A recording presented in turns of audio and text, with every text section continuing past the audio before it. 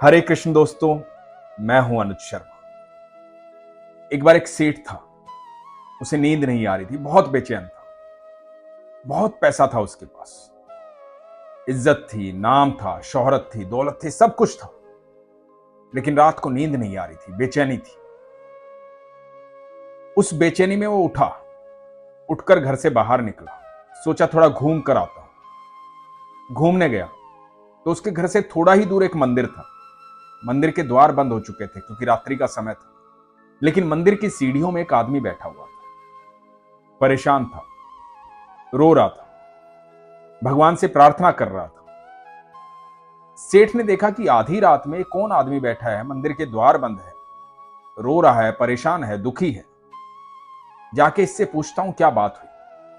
तो सेठ गया उस आदमी के पास, उससे जाके पूछा, भाई क्या बात हुई, क्या परेशानी है, क्यों दुखी हो, क्यों रो रहे हो?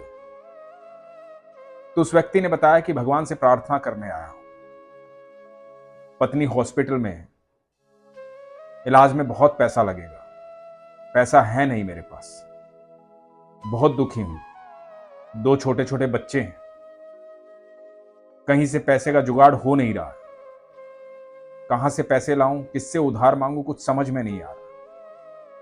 और मेरा ईश्वर के अलावा कोई नहीं है। मैं अपना काम ईमानदारी से करता हूं, मेहनत से करता हूं, 2 महीने से पगार भी नहीं मिली, कोई सुनने वाला भी नहीं है, मैं क्या करूं?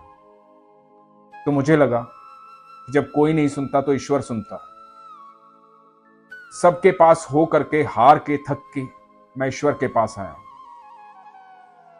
और यहीं बैठा रहूंगा जब तक ईश्वर मेरी नहीं सुनेगा। सेठ ने कहा कि कितना खर्चा है, कितने पैसे लगेंगे, मुझे बताओ।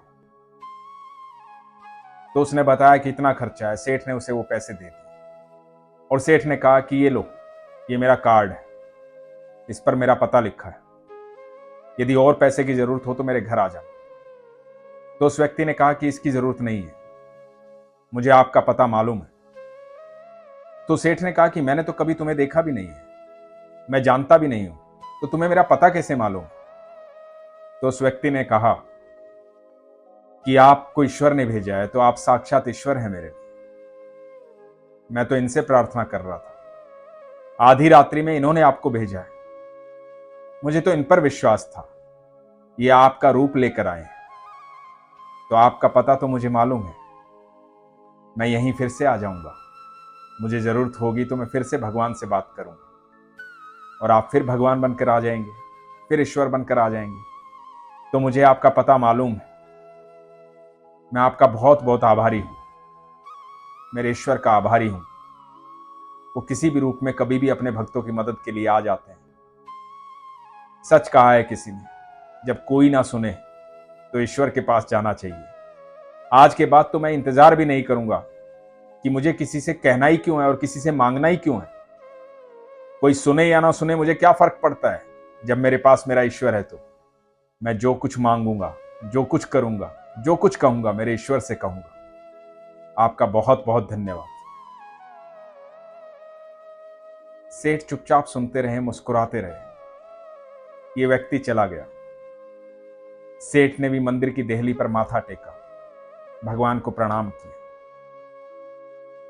ये प्रसंग छोटा सा है, लेकिन इस प्रसंग में इतनी बड़ी बात है कि ईश्वर आप सबको वो सेठ बनने का मौका देता है। ईश्वर आपके अंदर वो बेचैनी इसलिए रखता है क्योंकि ईश्वर चाहता है आप अच्छे काम करो।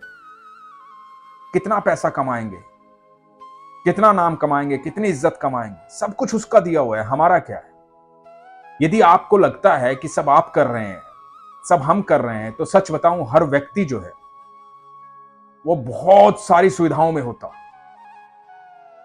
हर व्यक्ति दुनिया का राजा होता, क्योंकि हर व्यक्ति की चाह है ये कि मैं इतना बड़ा बनूं, इतना बड़ा बनूं, इतना बड़ा बनूं।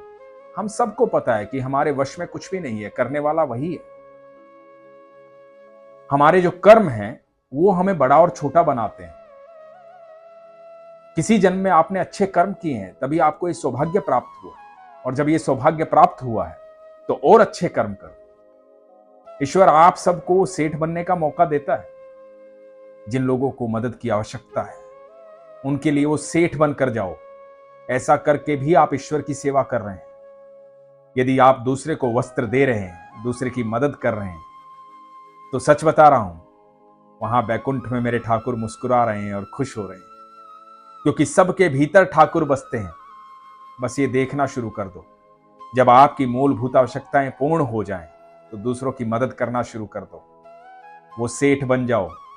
जिस दिन वो सेठ बन जाओगे, उस दिन के बाद कभी भी बेचैनी नहीं होगी। नींद बड़े सुख से आएगी, सुकून से सोओगे, क्योंकि हमारी सच में मूलभूत आवश्यकताएं बड़ी कम है, लेकिन हमारे स्वार्थ ने उसे बहुत बड़ा बना रखा है।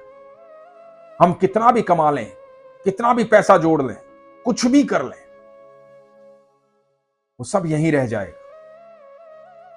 यकीन नहीं होता तो कभी जाकर के देखो, बड़े बादशाहों के किले, राजाओं के महल, वो सब अब यहां नहीं है।